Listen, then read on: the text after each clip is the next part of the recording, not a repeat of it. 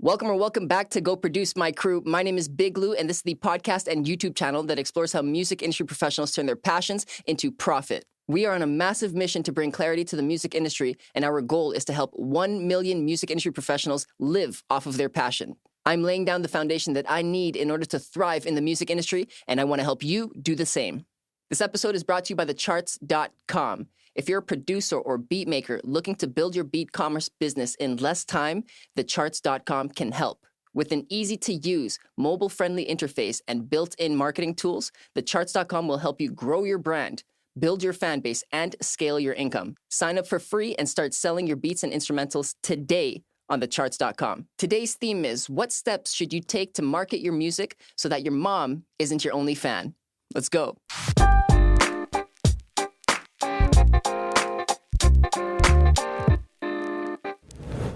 American music producer, brand strategist, professional YouTuber, award-winning creative marketing specialist, and founder of the Sell Music Academy, Adam Ivy has established himself as an authority in the online business world.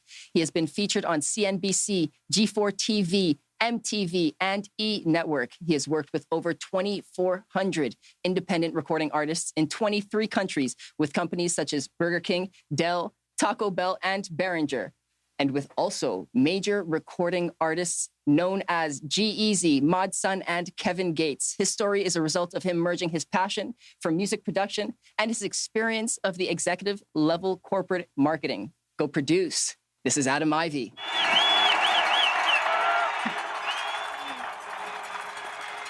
Oh, yes. So nonchalant.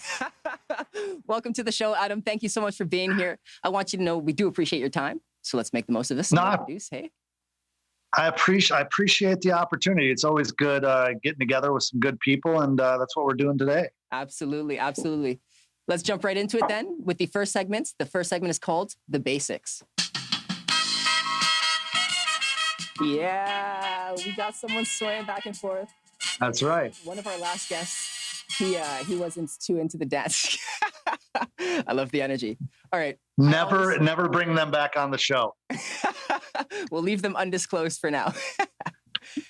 The first question I've got for you after you take that sip of water is, what is your first musical memory?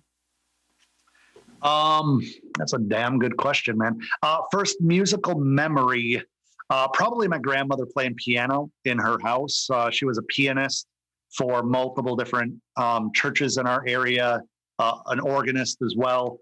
It's funny because I was probably in the middle of elementary school or middle school before I realized that a lot of my classmates knew my grandmother because she did private lessons. And so there would be times I practically lived over there. I adored their house. And so I was over there all the time. And it was funny, once in a while, somebody would knock on the door after school and I'd be like, hey, I know you. They're like, is your grandma here? I'm like, yeah. And so, my dad also was a DJ for a long time for like weddings and events and stuff. My parents owned a tavern, like a bar for a very short period of time when I was about 4 years old, where they played a lot of music. So, I grew up with classic rock and polka and old school country. But I think the first memory would definitely be my grandma playing piano and it resonating all through her house. That's super awesome. So she was clearly a teacher. Did she ever teach you, or did your dad ever teach you DJing skills? Did any of that knowledge transfer over to you, or is it born separately? I think that music runs through my veins because of them. My mother actually she got a scholarship for college for playing violin. So she was very musically inclined as well. But my grandma taught me for about 2 years. And out of those 2 years, which is approximately 700 something days, I probably paid attention about 2 of those days. They bought me a keyboard when I was a kid, and I would just press the demo mode and then pretend like I was playing. I was like, this is that's all you have to do is just you press the demo, it plays, and you can just pretend. And then my dad, he wasn't like scratching on the Tech 12s or anything. Never really taught. In fact, he wanted me to stay away from his turntables because I would always like drag the needle across, and I was a kid. But no, I picked up music late. I didn't start making music or producing until I was about 21 years old. So I was kind of a late bloomer, though I did I'm very proud of this. I played cornet in 8th and 9th grade, which is like a mini trumpet. It's a mini trumpet. It's like, if this is a trumpet, this is a cornet. Only because when my mom went to the music store to rent a trumpet or buy a trumpet, they didn't have any. So I got the second best option they had that day. Hey, you got to make do with what you have. I love it. I love it. I'm telling you. Okay, cool. So I see that your transition into music wasn't like gradual from youth. You were influenced by it somewhat, but professionally, not so much so. It was around 21, 22 that you started. Since then, you've obviously learned lots of lessons in the industry itself. But I'm curious, what was one of the first lessons that you've learned? First lesson that I learned, I think, in the industry as a producer is no matter how good you think you are, you just have to keep it to yourself till a certain point in your career. But way too early on, I think I was a little bit too confident and cocky. And I screwed myself out of a lot of opportunities by kind of not staying in my lane, right? I thought that I was amazing when in reality I was pretty trash. And you talk a big game when you're around a bunch of people, and then later on you find out, oh, that person was Grammy nominated, and you made yourself look like an ass. And you got to be humble in this industry, and you kind of just got to earn your stripes and work your way up, and be very appreciative of all the knowledge that you could surround yourself with, whether it be face to face, whether it be digital. And just understand that no matter how good the music is that you're making right now, you're venturing to make better music and getting more, refined with your skill sets over the years. That is obviously the goal. You want to continue improving. I'm curious to know, was there a specific point in time where you realized okay, now I actually have the knowledge. Now I can share my opinion freely and not have like people be like, shut up? Yeah, yes and no. I mean, even to this day, it's like I'm very cognizant of trying to be a good listener. My mother instilled the power of interrupt in me. So every time I'm having a conversation with somebody, I'm like really into it. I'm vested into that conversation, and I'll jump in a little bit too much sometimes. So I've been really practicing in my 30s now to just kind of take a step back, calm down, take a deep breath, and listen. Because you learn a lot when you listen. When you talk and talk and talk, you could actually talk yourself out of learning something in that moment. So I think that sometimes you let the other people speak for you when they're like, man, that drum sequence is amazing, or my God, that melody is sick, or the way that everything comes together in the sonic space is beautiful. How'd you do that? That's when you can kind of open your mouth. But I think that it's a balance of being like a Kenny G, who's kind of obscure, but Kenny G, one of the greatest saxophone players of our era as far as like commercial success. And then you got like a Kanye West, who he'll tell you how good he is, especially, before social media and Kim Kardashian kind of, took away some of the confidence. That was a little bit harsh, guys. Come on now. It was directed to Kanye, not to you. Oh, okay. I mean, we don't like Kanye. Okay. Well, I mean, with that confidence and that outgoing, boisterous nature, you really have to throttle that, because not everybody can be successful that acts like Kanye. So it's definitely a balance, but you don't want to come off too timid. You have to, it's such a balance of having genuine confidence to where you could say a lot in few words, I find. What has helped for me starting up my career, I'm a little bit like obviously more recently doing this. What I found to be helpful is getting into the room and like actively observing. So you're very keen on what the people around you are saying to you, but also to each other.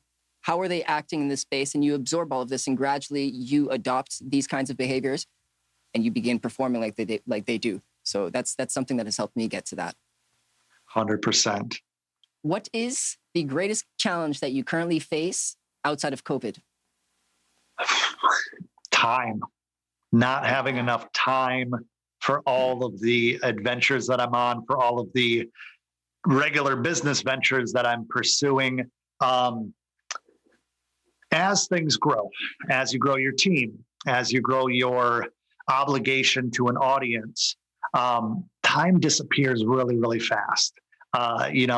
When you can just focus on one thing, if you're just doing YouTube videos, that's all you have to focus on. If you're just doing music, that's all you have to focus on. But now we have to be kind of a jack of all trades in so many different ways, as well as I have like 4 or 5 different businesses right now that I'm trying to actively scale. Then if you build a team like I have, it doesn't mean that your life gets easier. It means that you now have to shift your focus and delegate, be very, very good with communication, because otherwise one task that you delegate to somebody on your team could take 3 times as long if you don't clearly communicate how they need to achieve that task that you sent them. So that's been another challenge for me. And I really think that over the years, my scatterbrained shiny object syndrome type of thing, like I want to do this. Okay, I got to kind of get bored. I want to do this, want to do this, want to do this, is something that's kind of held me back. But when you pick a few things that you really need to focus on and you get organized, it's literally just the time, because obviously you don't want to negate the relationships that you've built, whether that be with friends, loved ones, my wife, my dogs even. And then you want to do good and put back into the community. I recently formed a nonprofit organization for underprivileged children. And I haven't even had time to wrap my head around exactly what I'm going to be doing with that. But I know that it's important to me to give back, and it's important to me to be able to do something in a nonprofit type of way, of making an impact and not just making a boatload of money, because the money's cool, but it's not everything. You really have to, it's not everything. That's awesome. I'm hearing a couple of different struggles with the time and like almost energy management. Is the solution in itself selectively choosing the projects that you're going to invest your energy towards, but also delegation, because you're almost buying back time, if you will? You're using someone else's time.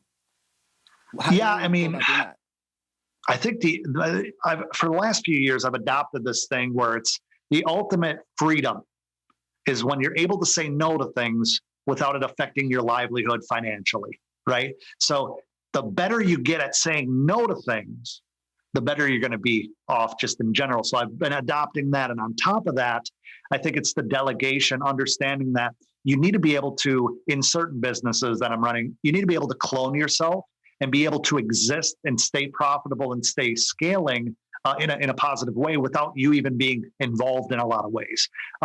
Like the music stuff, I need to be there. The YouTube stuff, I need to be there. The education stuff, slowly but surely, we're shifting to where I'm still very active, but I'm not as active as I was, because I'm training guys on my team that care just as much as I do. Once they understand my voice, once they understand the system, the mission, well, a student could be just as benefited by them, because they're kind of speaking me through them, if that makes sense. So there's certain aspects of being able to say no to things because it sounds fun, but you realize you're a little bit matured in the sense of it sounds fun, but that's completely a huge distraction from what my core mission, because it sounds cool to open a motorcycle shop if you're really into motorcycles, but if you're also a commercial painter, you might not have the time to do both. And so in the music realm, I try to keep all of my businesses, for the most part, in the multimedia space, so that if I'm in front of a camera for this, I could be in front of a camera for the education stuff. I could be in front of the camera for teaching tutorials and stuff for my platform, thecharts.com, doing, I guess training would be another way the capital equipment company that I have that I never talk about because nobody cares. They want music marketing. They don't care about laser engraving systems, but laser technology.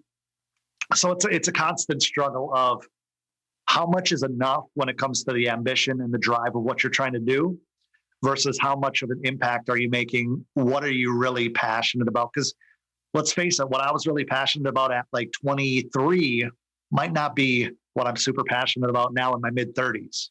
So we evolve, and we have to understand that we need to evolve the way we're doing things. Otherwise we just, we're going to end up in Jinko jeans and, Cheeto crumbs on our shirt in our mid 50s. And ain't nobody got time for that. Ain't no time for that. Yeah. Yeah. No, I mean, people tend to be hesitant around change, but change is inevitable. And unless you welcome it, you're going to be fighting against that flow state. You don't want that. It's not going to. That's a great way to put it. Yeah. Never try not to fight the flow, man. I mean, it's so important. Yes. Totally agreed. Beautiful, Adam. That was the basics. We made it nice. Made Ooh, it nice. feels We made good. it through nicely. We did it. Yes, our next round is the speed round. We're going super fast. I didn't know we're doing drugs on this show. I didn't have any speed on it. Oh, we're ready. We brought everything you need. You're good to go. It's like a dad joke. It's a horrible dad joke. I got a bunch of them. But I'm surprised the grumpy sound guy didn't say anything. There he is. All right. So in this speed round, we've got 20 different questions that I'm going to be throwing at you in rapid succession. You have to answer All right. them with one word, no justification. Oh, shit. Okay. Let's do it. All right, cool. Would you go to the moon? No. What part of Hawaii did you recently travel to? Oahu. Do you prefer to read or to watch movies? Ooh, watch movies. What is your favorite music genre? Modern country. You I got it in. I got it in. Take that. Yeah, that's what I'm talking about. You grew up in a low-income family in a rural area in Wisconsin. Yes. Do you have any nicknames? I'm Ivy. No. At the end of the day, you want a nice big glass of? Shut the hell up. I'm G-Eazy, Mod Sun, or Kevin Gates? G-Eazy. What's your favorite snack?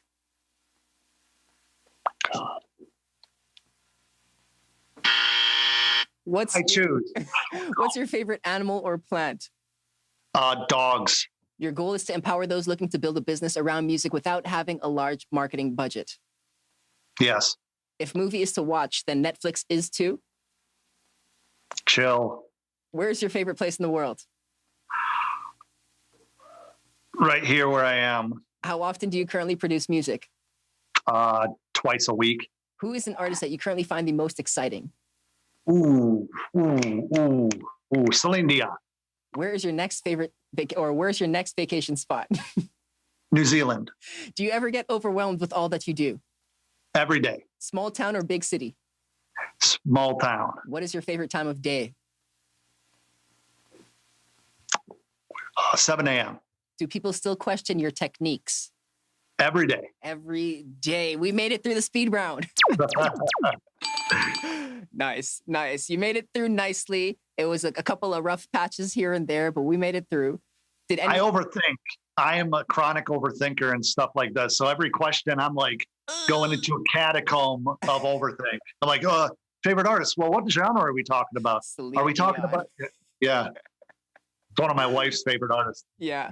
We had another guest on the show. She's like, well, you can't ask me that. What generation, what genre, this and that. It's like, okay, we're just going to move on from here.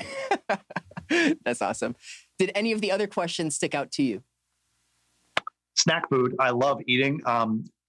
Chico, aka Danny, he's like one of my best friends. He's on my team. He's kind of my right-hand man. He's been trying to convince me for probably 5 years to start an eating channel called Adam Eats, where I like taste test snack foods and like go head to head and stuff. I am passionate about snack food. So when you said that, I'm like, are we talking sweet or savory? Are we talking fruity or chocolate? What are we talking about here? So like, I've been addicted to High Chews lately. When I was in Hawaii, they're like this little rubber. It's like a Laffy Taffy on steroids. So these High Chews, I'm not sure if you guys are familiar. This video is not sponsored by High Chew, but High Chew, if you're watching, email me. Get your people, get a hold of my people. My wife and I bought every flavor, and I was like eating them like a crack addict. I'm like, I need another one. There's banana, there's acai, there's grape, sour apple, sour watermelon. There's also pineapple. Pineapple's like a 9 out of 10. Banana, I think I might have already mentioned that. There's mango. I don't like anything mango. So we're going to Hawaii, essentially. Pretty much. These snacks. Yeah, we need to. Group trip to Hawaii. I'm curious because he said 9 out of 10. Is there anything that's 10 out of 10? No, I don't think a 10 out of 10 High Chew exists. That's good. Because then we not yet. Get into addiction. Yeah, you're awesome. right. I'm over here like cracking them behind the table. I gotta go, guys.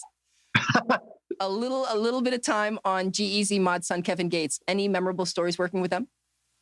No, because I never worked with them face to face. I broke down the G-Eazy thing over my YouTube channel. I was working with Mod Sun very frequently back in the day, to the point where we were text messaging back and forth. I was sending him loads of beats. And I think we did 3 records together. The G-Eazy thing happened when he was going through beats in the studio with Mod Sun in the studio. They were doing a feature on a different track. And Mod Sun was playing the beats that I had sent them. G-Eazy's like, yo, what's that one? I want that one. And that's pretty much how it happens. You could have a placement with Drake or Nicki Minaj or Michael Bolton or whoever, like, and never see them face to face. In fact, a lot of times they might not even really know who you are. And that's the nature of the business. So whether it be Kevin Gates, Mod Sun, or, I mean, a lot of other artists, like, you're not in the studio with them. I'm very introverted. That's why I love music production, because you can just send it off and you don't have to be in a studio at 3 a.m. somewhere random, even though that's fun sometimes. But yeah, that's how it went down. That's awesome. Beautiful. Cool. I was just a little bit curious about that. That is the speed round. Oh, I was waiting for another jingle. What? But I already gave you one, man. I'm just gonna casually. He was a You guys are so connected that he was like, oh, it's gonna be a banger fucking sound effect right now. Giving me cues that we haven't prepared or anything. Can't work like this. We can't work like this anymore. He's had enough. Adam, he might be looking for a new job. I will not refer him to you. All right. Well, I'll take his job. I can press a button. That's good. All righty. Our next segment is called What's Yo Take? Here, Adam, I'm going to present you with different statements or scenarios, and I ultimately just want your perspective. Cool? Okay. What's your take on using meditation or visualization?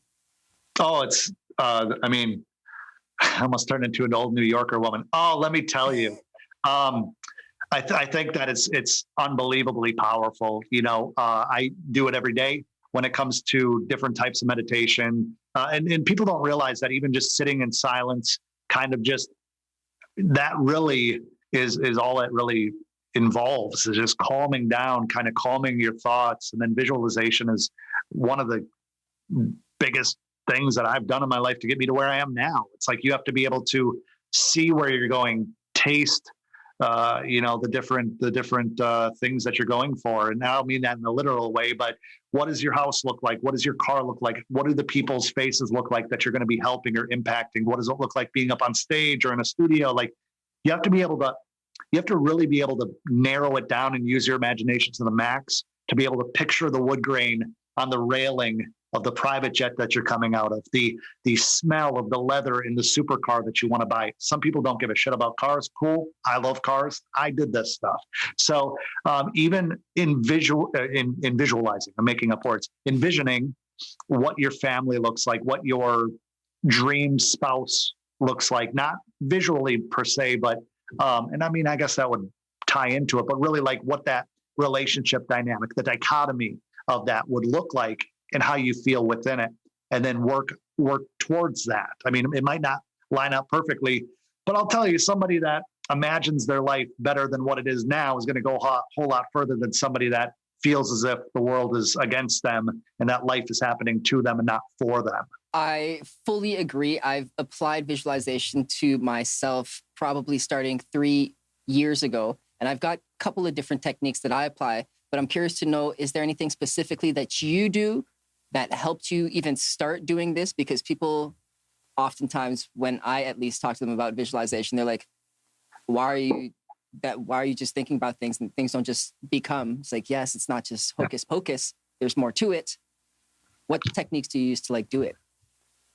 I think that I use a lot of people as reference to kind of watch documentaries, to watch other people's content, as far as not even in my space. I'm talking about people that have done it. They might be 2 decades older than me, and kind of hear about where they've come from, not only for inspiration, but almost as like, what do they call that? Success modeling, right? Seeing, okay, well, he had adversities, or this person had adversities. How did they get through that? What did that look like for them?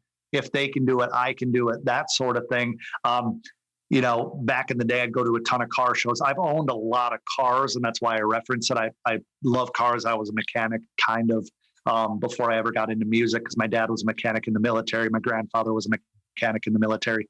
So I was always around cars.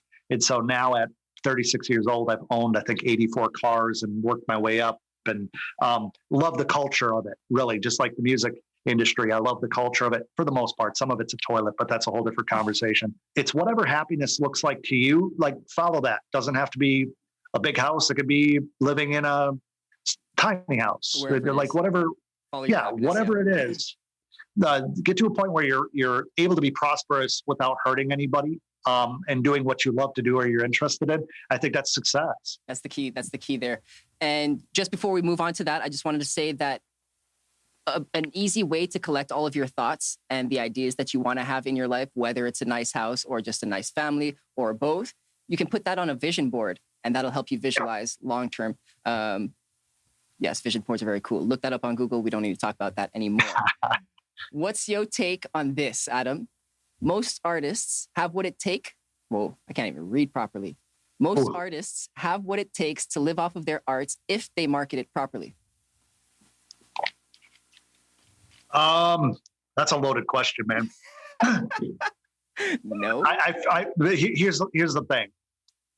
Most people have what it takes to make a sustainable income with their art. No question about it. If they know how to do marketing, if they know how to build a business around it. However, knowing how to do it and actually working your face off to make it happen and not expecting a switch to be flipped to magically you've made it and you could stop working hard. That's what the majority of people are going for. They have good music, great music sometimes, but no work ethic when it comes to the actual marketing, because marketing looks like work, even though marketing is a creative venture to paint a picture to an audience of strangers about you. But they don't see it that way. They look at it like a desk job because they can't sit behind a keyboard with a MIDI controller or a flute or a guitar and record a bunch of stuff and then put it out, and people love that. We have normalized this idea of instant gratification because we literally right now could stop this conversation, all pick up an instrument, write a song, and have something released by the weekend, which cheapens up the process tremendously. Yet somebody thinks that needs attention. Somebody thinks that is, everybody has to stop what they're doing to pay attention to them without actually giving them a reason why. So marketing is the why. The music is the product. We are the brand. Not trying to go into a teaching moment here, but I think that there's a ton of great music that could be profitable. Very few people in the grand scheme of things are going to see it through. That's why there's millions of people in this world that play football, millions of people in this world that play baseball, millions of people that play soccer, and very few that do it as an actual career, because it takes a whole lot of backbone, grit, and determination to actually see things through, even when you start making money. That's pretty much the starting line. Yeah. You start making money and you've entered the race then. Yes. mean, it's a whole different world there. So you mentioned that work ethic is one main place where people will struggle. And it's more so the mentality behind it, because yes, you can physically get up and say, go for a run if you want to be like a professional athlete. But are you going to do it every single day? Are you going to do it whether it's snowing, raining, at 6:30 in the morning, right? It's that mentality. So that's where you get the work ethic. Is there somewhere else, another element in this path where you see artists falling through the cracks in this pursuit? Yeah, I think, I could talk about this for 2 hours easily. Like, it's doing something, changing pace, stepping forward in the hope of advancement of what you're doing, and then not giving it enough time to bake. You throw all these things into a pan, you know that it's going to make bread, you don't give it time to rise, you bake it too fast, so it's doughy in the middle, then you're disappointed saying, oh, that doesn't work, I can't make bread with that recipe. That's what people do. You give them the tools. I mean, literally, I think a lot of people would understand what I mean by this reference. There could be a book out there that's 650 pages, How to Make $1 Million in 18 months. Everybody could be sent it to their house for free, right? Vast majority of people would only get to like chapter 2 because it didn't happen fast enough. They know the 18 months is out there, but all of a sudden, they don't want to wait for the 18 months. They would rather do a little spurt their entire lives rather than crawling through the shit for years to actually find themselves in a very, very good position, because not a lot of people want to do that. We have this mindset of like, well, if I go to school to become an engineer, do that 4 years, and then I will have a career that just kind of, it's just like school, get the job, have a career. That's not how it is with creative arts. Cultivate skill, market yourself, build an audience, build demand, and then you can actually work your way into it. It's you level up. You're with a better group of people. You're networking your way up into new opportunities. Too many people prioritize security over going for it. Absolutely.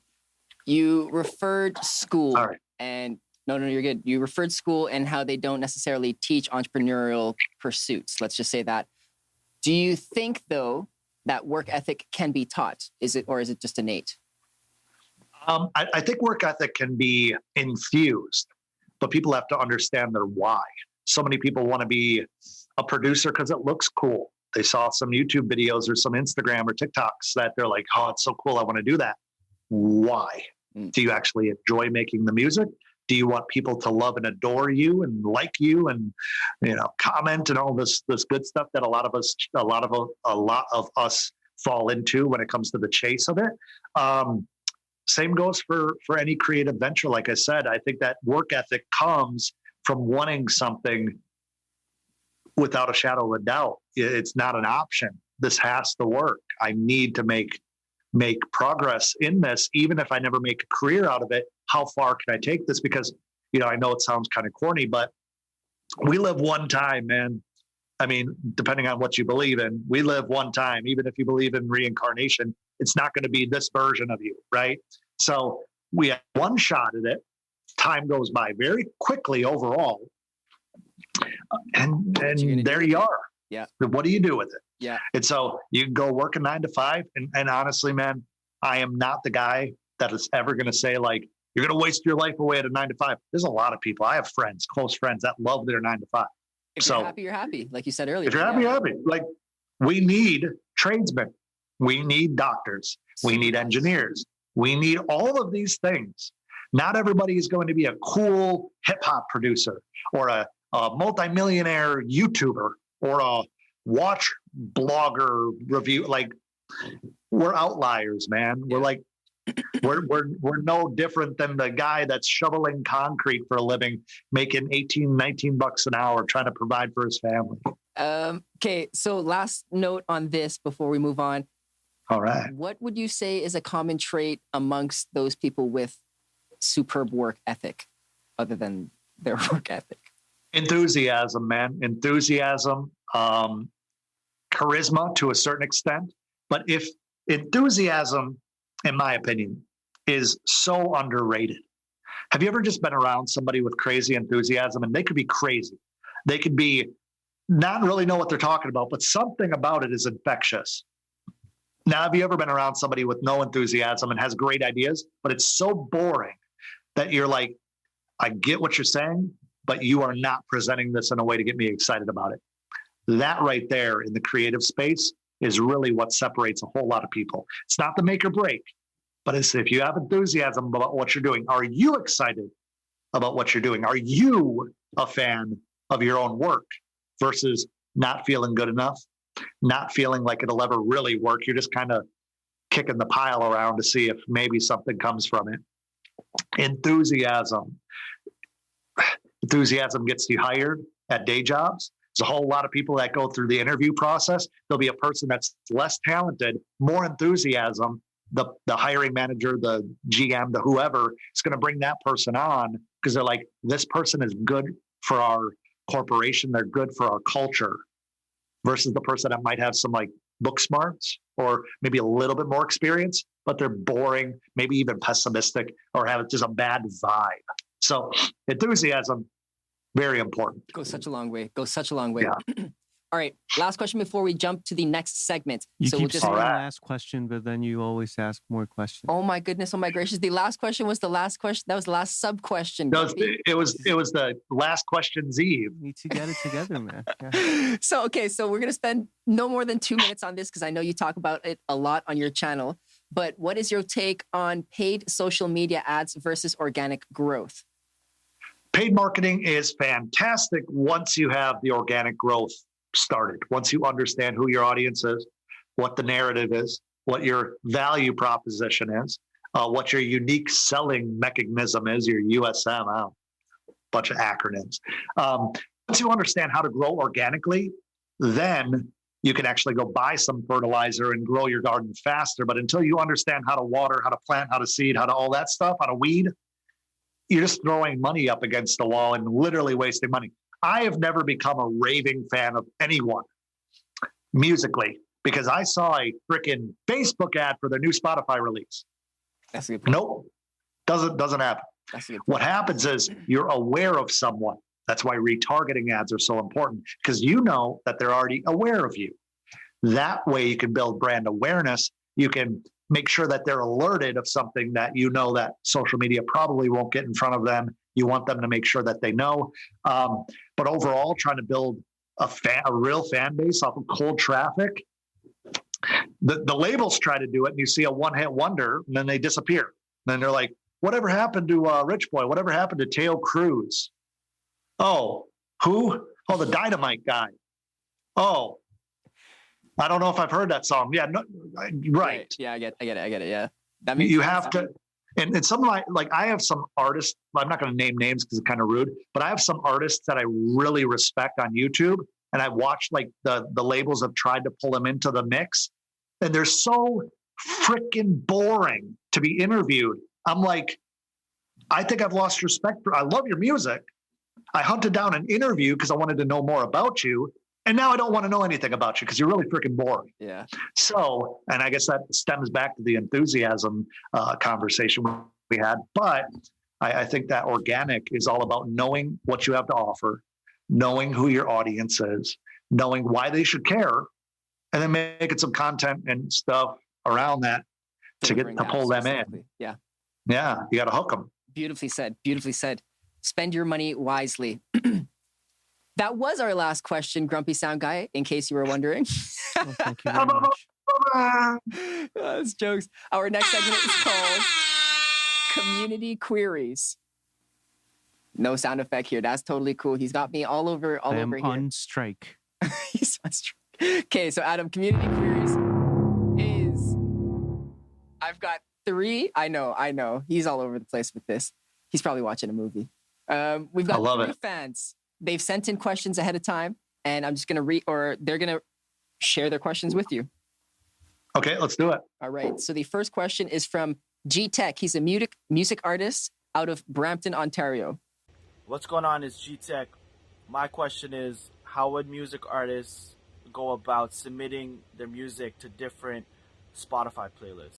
When it comes to submitting your music to Spotify curated playlist versus algorithmic playlists versus user generated playlists, there's a lot of different ways that you can go about this. Obviously, you can use a website like Submit Hub or Daily Playlists. But when it comes to the like algorithmic playlists, that's all about, there's a lot of people out there that say like, oh, pre-saves don't matter. Pre-saves, especially if you use like a hyperfollow link, or there's a whole lot of different people that'll offer a pre-save link. So if you're offering pre-saves, let's say you get 200 people to pre-save you. Well, usually through those links, they also follow you on Spotify, which helps when it comes to the algorithmic playlists, when it comes to like Discover Weekly, Release Radar. When it comes to the actual Spotify curated playlists, one of the biggest mistakes I see is people getting ready to release a song like tomorrow, right? It's a Friday. And then they'll go and they'll start sending out the submission emails, even through Spotify for artists. They have a whole section on there on how to do it. They're sending out submissions the day that the song is released, when in reality, those curators need a lot of time to go through, especially with how many artists are submitting new music every single day. So what I go through with all of my students is typically you take 4 to 6 weeks before the release goes live. Then you hunt down all the different playlists from users, right? Not the curators, but users, which a lot of times you can go into the about for those and find their contact information. There will be paid. There will be some that just do it out of the goodness of their heart, I suppose. But when it comes to the actual curated playlist through Spotify, Spotify for Artists breaks down the entire process of how to do that. Yeah. Now, there are a lot of big playlists, and maybe you're referring to that as well, that aren't necessarily, they're user playlists, but they're run by more corporate entities, businesses that are running playlists as a business. And usually their websites will have submission links, their contact information, and curators will be on social media. I always recommend trying to hunt those down, going on their website, seeing who's the curators, and then being able to start conversations. And this is why you need the time, 4 to 6 weeks, typically minimum. Beautifully said. Thank you, G-Tech. You can find him on Instagram at officialgtech. Our next question is Justin Mackey. He is a pop and easy listening artist in London, Ontario. Hey Adam, my name is Justin Mackey. I'm a pop/easy listening artist out of London, Ontario, Canada. My question is in regards to Clubhouse. How would you recommend that artists utilize Clubhouse to move their career forward? There are some good creators on Clubhouse, but I personally became very kind of disenchanted with the fact the majority of creators on Clubhouse are just like gurus talking to other gurus, and these big groups of like how to be successful, being successful, how to be successful, talking to other success coaches about being successful, and it just becomes a lot of noise. Artists utilizing Clubhouse, I'm trying to kind of wrap my head around that still, because I really do think that there's a pretty good chance that Clubhouse will kind of become an obscure app that everybody talks about. Remember that one summer when people would like invite you to Clubhouse? Like, is that still a thing? I think that might actually become the thing. So Justin, I would say I would lean into the platforms that are going to give you more growth potential, such as a TikTok, for example, and really build an audience that's highly engaged rather than trying to convince people to sit around and have you talk on Clubhouse when the actual user group like this big compared to just having a podcast or something. I think it's a waste of time for a lot of people. Nicely said. Okay. Thank you, Justin. Hopefully you guys aren't like stockholders in Clubhouse. If that's the case, make sure to use my discount code. It's going to blow up. Oh, that's hilarious. That was Justin Mackey. That was Adam's response to Justin's question. You can find him on Instagram at Justin Mackey Music. That's M-A-K-I. He says this, it's like the sushi roll. Our final question is from Eli the Prophet. He is a rapper, CEO, and model in London, Ontario. This is his question. Hey Adam, it's Eli the Prophet. I was wondering how important you feel securing various licenses on your music is for an emerging artist in generating initial revenue, and what are some good places to start? Well, Eli, I think it's unfortunate that I can only hear you because you're a model. So everybody listening to this, not only is he a CEO, you need to visually see him. So Eli the Prophet, my first question is profit financially or like profit biblically? So it's already creating an enigma a little bit that I'm like interested. So I'm gonna go check his stuff out after we get off the call here. But Eli, licensing is like a cheat code for a whole lot of people. There's a whole lot of different types of licenses. So definitely look into that. But as an emerging artist, I would work on your catalog. I would work on building repetition within your release structure, because so many people will have one song, two singles. Can't talk today for some reason. And then they just focus on pushing that for like the next 12 months. Meanwhile, they're not building anything in the background for a follow-up. If something were to go viral, if something were to pop, they have nothing to follow up with it. Right. So, and then on the other side of that coin, all too often somebody has a song, they're like, this has so much potential. I'm going to try to get it sync. I'm going to try to get sync licensing deals with it, try to get it placed somewhere, maybe a Netflix series or a commercial. And then they push and push and push. Meanwhile, they're looking for this opportunity and they should really be making more to keep pushing. So I would say this, if you're trying to just get into sync, then make a whole lot of exclusive tracks that you're not sharing on Spotify, for example, that you can then work into series, work into sitcoms or, web shows or whatever through music managers and whatnot. Because a lot of those, they're not going to want them to be everywhere online already. They just want those works for that specific project. So split it up if you really want to, pursue that. And side note, when it comes to the sync, Michael Elsner, one of my mentors, somebody that's incredibly knowledgeable when it comes to sync licensing. I look to him for a lot of answers when it comes to coming up with my own sync opportunities in my career. Definitely got to shout him out. Michael Elsner, shout out to Michael. He's a great human being. He has videos and resources that'll help you get those type of placements. I will definitely be checking that. I'll also add his contact or his info in the show notes too, so that people can follow up there. That was Eli the Prophet. You can find him on Instagram at Prophet of Rap. Moving on to Clear the Air. I think this is calming. Do you think this is calming? Did you guys catch that turn? Oh, are you talking to me? Yeah, like quick zoom. Gold. So this segment is called Clear the Air, and I'm going to ask you to bring clarity to slightly denser questions. All right. This is a little bit of an interesting startup, and I think a lot of younger people would appreciate this. Your story started off in the music industry by turning an $800 investment into eventually a six-figure income. I want to know what kinds of sacrifices you had to make at that point in time in order to get yourself on this path. Yeah, man. So in 2009, I lost the job, blatantly fired for insubordination based off of a new manager coming in. I screwed up, not to tell the whole story, but I screwed up because I was in line for his job. I was bitter. So when he came in, I called him on all of his mistakes. I was that guy. And obviously he didn't like that, especially because everybody in the organization was like, oh, I thought Adam was getting that job. Oh, you got that job? I thought Adam was getting that job. So that didn't help. And so we kind of came to blows, and he blatantly fired me for some BS that wasn't true. Doesn't matter now. I'm glad he did now. But at that time, I didn't get any unemployment benefits. I only had about $1,200 to my name, I believe. This is a long time ago. So, with that $800, I started putting it into marketing. I started putting it into having a SoundClick template made for my beats, and then spending some of it on some paid marketing on SoundClick and a couple other places. And quite honestly, man, it was a very difficult time in my life. I was almost evicted, almost had my car repossessed. I was living off of ramen, eggs, and tuna. As I've told before on my YouTube channel, pretty much every meal for 10 months. It sucked. Really sucked. But I knew I didn't want to just go find another day job, because that was a job that I thought I was growing in the company.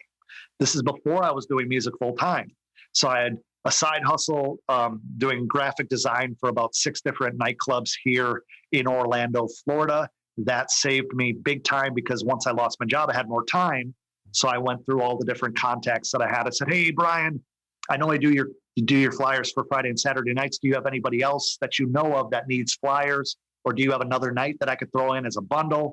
And that kind of kept the lights on for a long time as I was building the music thing. So $800 was the total investment when it came to the first 2 or 3 months.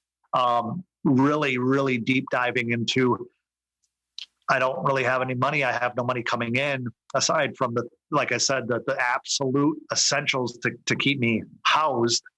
And I went for it, man. Like I said, 14, maybe 18-hour days. Really, I say 18-hour days, but this is how it went. I'd wake up and I would work my fucking face off until I couldn't stay awake anymore. And then I'd go to sleep. I'd wake up and just do it again. I didn't know what day it was. I'd walk to the gym across the way. In 2008, I was studying to be a personal trainer. I had a very brief stint with Gold's Gym. Knew the manager. They knew this financial situation I was in. So they kind of gave me some like weird senior discount on my gym membership. I think it was like 10 or 15 bucks a month instead of 40. So I'd walk across the road. I'd work out every day to kind of try to keep my shit together. And I'd come home and just crank out as many beats as I could, email as many people as I could, as DMing and messaging and and all of a sudden it started working.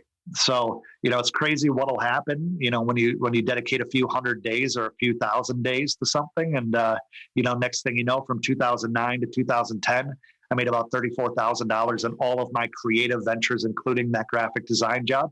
But then between 2010 and 2011, a year-to-date thing, not a January to January, I made $111,728.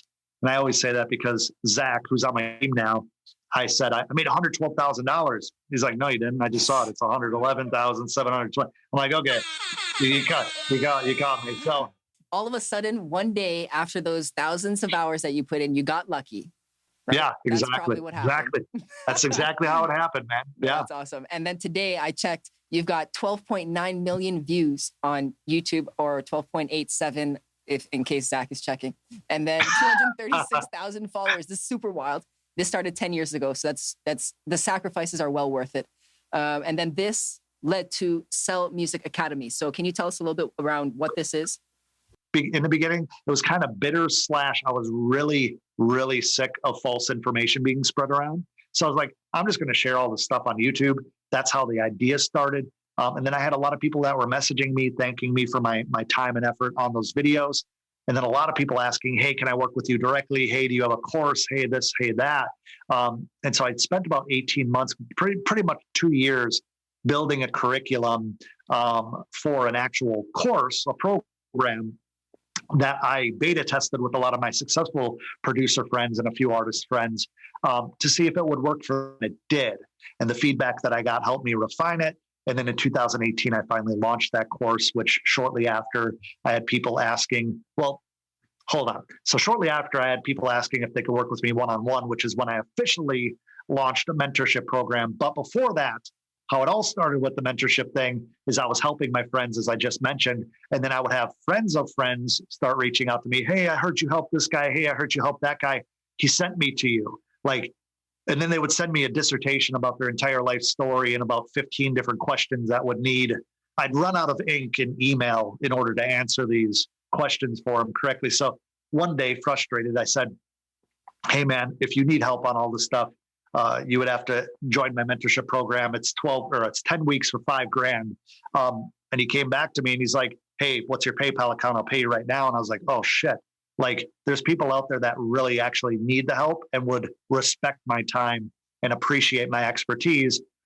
And that's how kind of the whole education side of things came into play, trying to help people go further, faster in their music career, by sharing proven marketing techniques and strategies that I imported from over 10 years corporate marketing experience into the music realm that not only helped me, but has now helped well over 1,000 students. Yeah, so that's how the Sell Music Academy started.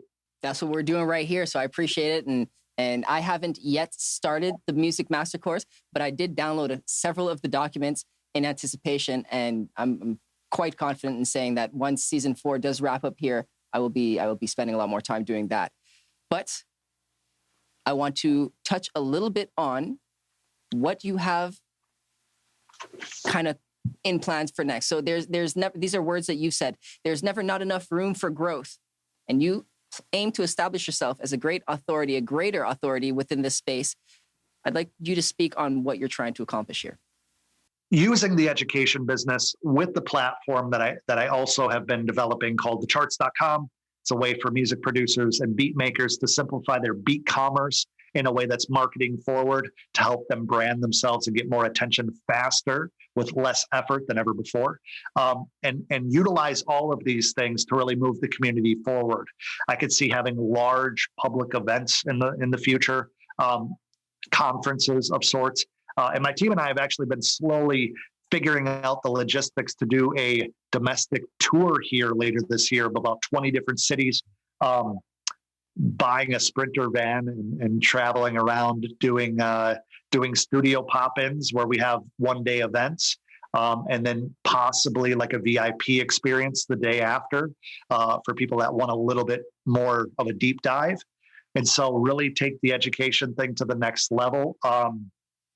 My ultimate goal is to have all of the education stuff accredited so that it's not just this internet guru guy, as people call me, on the YouTube stuff, but actually have a foundation to stand on for people that want, the gold standard of education within the music marketing space, business, all that other stuff. So it's a whole lot that we're biting off, but I think that it's more of a 2 to 5 year plan. This is not an immediate thing, and I thrive off that, man.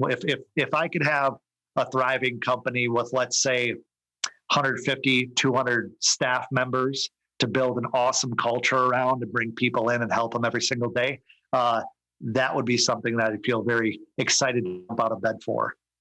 That sounds huge. That sounds huge. I'm honored to have you here sharing that with us. And I also do want to say that you might be talking 2 to 5 years out into the future, but it's the decisions that we make today that affect our lives 2 to 5 years down the road. So the fact that we're talking about this now makes it very real for then, which is that's it. Sweet. The charts, I'm very much looking forward to that, because that is almost going to revolutionize the whole beat distribution, purchasing system. So I'm very keen on learning a little bit more about that as that unfolds too. Curious to know, finally, do you have any final words? One thing I say all the time, which is kind of old hat now, is use what you have until what you have pays for what you want. I am a true testament of that. You can be a true testament of that as well. Utilize the resources that are available to you for free. And then when you hit a plateau, you're going to be a whole lot further then than you are right now. And that's the time where you invest in better gear, you invest in a mentor, you invest in the knowledge and the actual proven step by step. But you don't have to jump into that day one. You need to confirm with yourself that this is what you want to do before you're jumping in full steam ahead. So make sure that you surround yourself with people that understand that you're going places. They don't have to understand where you're going. They don't have to understand how you're going to make it, but they understand that that's who you are. That's what you do, and just kind of blind trust. All right, Adam, where can our listeners find you?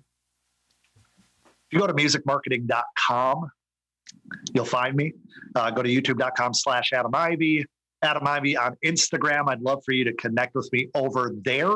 Thecharts.com. You won't see my face anywhere really, but we're running that in the background for our members. I'd love to have you guys join over there. You can join for free.